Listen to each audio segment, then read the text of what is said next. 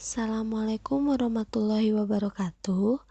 Kembali lagi dengan saya Hani Fitriani pada mata pelajaran Sejarah Minat kelas 12 dengan materi Respon Internasional terhadap Kemerdekaan Republik Indonesia. Peristiwa Proklamasi Kemerdekaan Indonesia pada tanggal 17 Agustus tahun 1945 merupakan suatu peristiwa yang menandakan bahwa Indonesia menjadi negara yang merdeka. Namun, apakah ketika saat itu kemerdekaan Indonesia diakui oleh dunia? Jelas saja tidak. Mengapa demikian? Karena negara Indonesia ketika saat itu masih dianggap negara bekas jajahan Jepang. Ini yang menyebabkan kenapa walaupun Indonesia sudah membacakan proklamasi kemerdekaannya, Belanda datang lagi ke Indonesia dan Belanda merasa mereka berhak menguasai kembali Indonesia.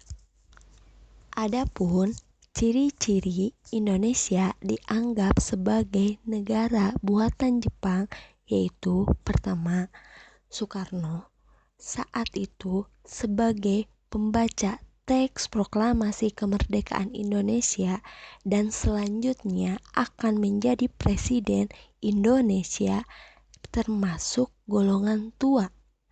Yang mana golongan tua ketika masa penjajahan Jepang adalah golongan yang sering bekerja sama dengan Jepang. Kedua, yaitu tempat perumusan teks proklamasi kemerdekaan di rumah Laksamana Maeda, yang mana dia adalah orang Jepang. Dan yang ketiga, penulisan tahun dalam teks proklamasi kemerdekaan Indonesia yang asli dan otentik menggunakan tahun Jepang, tidak menggunakan tahun Masehi. Selanjutnya, kita akan membahas negara yang memberikan dukungan terhadap kemerdekaan Indonesia. Pertama, yaitu Mesir. Apa sih alasan Mesir mendukung kemerdekaan Indonesia? Yang pertama, yaitu persamaan agama. Yang kedua, sama-sama dijajah. Mesir pernah dijajah oleh Inggris, begitupun dengan Indonesia, pernah dijajah oleh Belanda, oleh Inggris, Jepang, bahkan Perancis. Yang ketiga, banyaknya mahasiswa asal Indonesia yang kuliah di Mesir. Banyaknya mahasiswa tersebut menjadi pemicu yang sangat besar di Mesir untuk menyebarkan berita proklamasi kemerdekaan Indonesia. Bahkan tidak sedikit dari mereka yang melakukan demonstrasi, terutama demonstrasi di Kedutaan Besar Belanda. Selanjutnya, bentuk dukungan Mesir terhadap kemerdekaan Indonesia. Pertama, pada tanggal 22 Maret tahun 1946, Mesir secara de facto mengakui kemerdekaan Indonesia. Pengakuan ini selanjutnya diakui secara de jure dengan adanya perjanjian persahabatan antara Indonesia dan Mesir pada tanggal 10 Juni tahun 1947, yang mana Indonesia diwakili oleh Agus Salim, sedangkan Mesir diwakili oleh Fahmi Naqrashi Pasha. Karena sudah ada pengakuan tersebut, maka Indonesia saat itu langsung mendirikan KBRI di Mesir. Ketiga, Mesir mendorong Liga Arab untuk mengakui kemerdekaan Indonesia. Keempat, adanya pemboikotan bagi kapal-kapal Belanda yang saat itu mau ke Indonesia. Oleh Mesir diboikot, maka mereka tidak bisa melakukan perjalanan ke Indonesia. Kelima, Mesir memutuskan hubungan diplomasi dengan Belanda. Bahkan, kedubes Belanda itu sering didemo oleh mahasiswa dari Indonesia maupun mahasiswa dari Mesir. Dan terakhir, Mesir memberikan bantuan kesehatan kepada Indonesia ketika terjadi peristiwa agresi militer Belanda ke-1 maupun agresi militer Belanda ke-2 di Indonesia. Negara kedua yang mengakui kemerdekaan Indonesia ialah India. Apa sih alasan India mengakui kemerdekaan Indonesia? Pertama, adanya persamaan kebudayaan. Kebudayaan yang dimaksud di sini adalah kebudayaan Hindu dan Buddha. Kita tahu bahwa kebudayaan dan agama Hindu dan Buddha di Indonesia berasal dari India. Kedua, sama-sama pernah dijajah. India adalah salah satu negara di Asia yang lama dijajah oleh Inggris. Ketiga, adanya program Indian Rice. Ini adalah program di mana Indonesia pernah membantu India dengan mengirimkan 500.000 ton beras ketika saat itu India dilanda kelaparan akibat penjajahan Inggris. Selanjutnya, bentuk dukungan dari India pertama, bahwa India saat itu mengecam agresi militer Belanda ke-1 dan agresi militer Belanda ke-2 di Indonesia.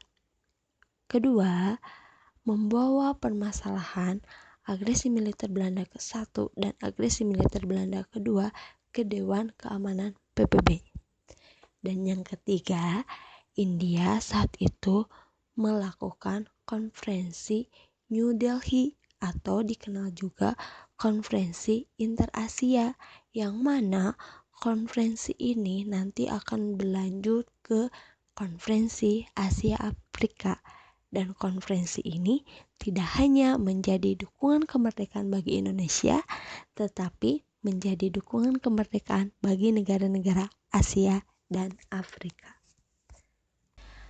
Negara ketiga yang mengakui kemerdekaan Indonesia adalah Australia.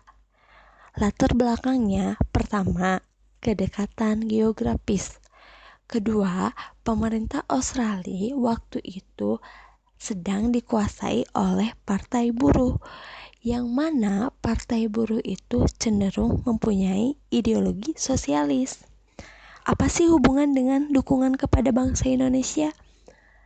Ideologi sosialis adalah ideologi yang saat itu dianut juga oleh Perdana Menteri Sultan Syahrir yang saat itu menjadi Perdana Menteri bangsa Indonesia. Adanya persamaan ideologi tersebut menjadikan Australia memberi dukungan kepada Indonesia karena dianggap sama-sama teman. Bentuk dukungan Australia terhadap kemerdekaan Indonesia pertama adalah adanya peristiwa The Black Armada pada tanggal 23 September 1945. Apa sih peristiwa Black Armada? Peristiwa Black Armada adalah peristiwa pemboikotan ratusan kapal milik Belanda yang saat itu ada di Australia oleh buruh-buruh Australia ataupun buruh-buruh Indonesia yang saat itu ada di Australia.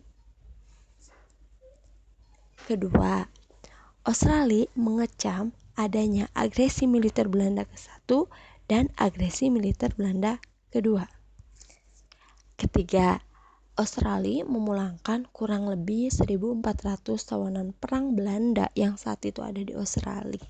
Dia memulangkan kembali ke Indonesia. Keempat, Australia juga berperan aktif untuk menengahi perseteruan antara Indonesia dengan Belanda.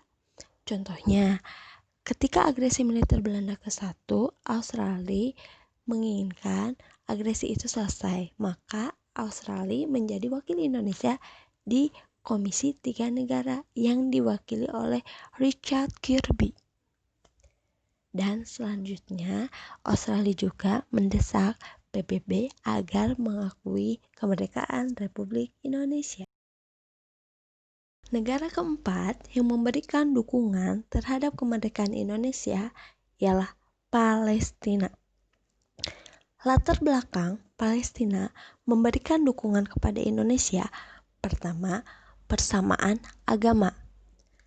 Kedua, persamaan nasib. Sama-sama pernah dijajah. Bahkan Palestina sampai detik sekarang belum mendapatkan kemerdekaan 100%, alias masih dijajah. Adapun bentuk dukungan Palestina terhadap kemerdekaan Indonesia ialah pertama, Syekh Muhammad Amin Al-Husaini pada tanggal 6 September tahun 1944 melalui Radio Berlin berbahasa Arab memberikan selamat kepada bangsa Indonesia. Kenapa bisa demikian? Karena akhir tahun 1944 Jepang ketika Perang Dunia Kedua sudah mulai kalah oleh sekutu. Maka aroma-aroma kemerdekaan bangsa Indonesia sudah mulai tercium. Mungkin dengan begitu Al-Husaini tadi mengira bahwa bangsa Indonesia sebentar lagi akan merdeka dan dia memberikan selamat sebagai penyemangat. Dukungan yang kedua yaitu dari Ali Taher. Ali Taher ini ialah seorang pengusaha asal Palestina yang menyerahkan seluruh uangnya di Bank Arabia untuk kepentingan perjuangan kemerdekaan bangsa Indonesia. Dari dukungan-dukungan tersebut, maka bangsa Indonesia merasa hutang budi kepada Palestina. Tidak aneh dong kalau sekarang Palestina adalah negara yang lagi memperjuangkan kemerdekaannya dan bangsa Indonesia harus mendukungnya.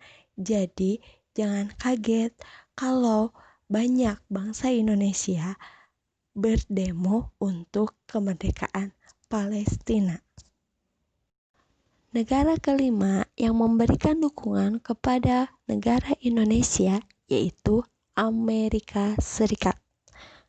Latar belakang Amerika memberikan dukungannya kondisi perang dingin. Apa sih yang dimaksud dengan kondisi perang dingin? Jadi setelah Jepang, Jerman, Italia kalah Perang Dunia Kedua, maka muncul dua kekuatan besar di dunia. Yang pertama yaitu kekuatan Amerika dengan ideologinya liberalis kapitalis. Yang kedua, kekuatan Uni Soviet dengan ideologinya komunis. Jadi, Amerika memberikan dukungan kepada Indonesia. Dengan kata lain, nantinya inginnya Indonesia ikut ke Amerika, tidak ikut kepada Uni Soviet. Adapun bentuk dukungannya, pertama, semua bantuan keuangan dari Amerika kepada Belanda diberhentikan sampai Belanda mengakhiri pertikaian dengan Indonesia. Yang kedua, Amerika berperan aktif dalam menyelesaikan masalah konflik di Indonesia dengan Belanda. Contohnya, Amerika menengahi Komisi 3 Negara dan Amerika memfasilitasi kapalnya yaitu Renville untuk perundingan Indonesia dengan Belanda. Ketiga, Amerika membebaskan pejabat-pejabat Indonesia yang ditawan ketika masa perang. Dan yang keempat, Amerika juga mendesak Belanda agar mematuhi janjinya untuk mengadakan konferensi meja bundar. Negara keenam yang mengakui kemerdekaan negara Indonesia ialah Uni Soviet. Latar belakang Uni Soviet mengakui kemerdekaan Indonesia tidak jauh berbeda dengan latar belakang negara Amerika, yaitu kondisi perang dingin. Jadi intinya Uni Soviet ingin Indonesia ikut kepada Uni Soviet, bukan kepada Amerika. Adapun bentuk dukungannya yaitu Uni Soviet mulai melakukan hubungan diplomatik dengan Indonesia, yang mana ketika saat itu Muhammad Hatta menjadi wakil diplomatik Indonesia ke Uni Soviet. Dan Uni Soviet juga tidak memveto bangsa Indonesia, dan akhirnya pada tahun 1950 Indonesia menjadi anggota PBB. Selanjutnya, yang ngedukung kemerdekaan bangsa Indonesia ialah PBB. PBB adalah ujung tombak pengakuan kemerdekaan Indonesia. Kenapa bisa demikian? Karena kalau PBB sudah mengakui, maka mau tidak mau dunia internasional juga mengakuinya. Adapun dukungan PBB terhadap kemerdekaan Indonesia, pertama, membuat resolusi gencatan senjata antara Indonesia dengan Belanda.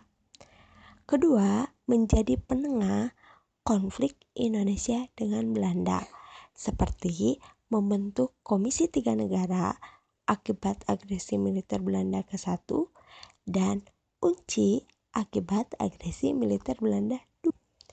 Di PBB, Indonesia mengutus L.N. Palar menjadi wakil tetap Republik Indonesia.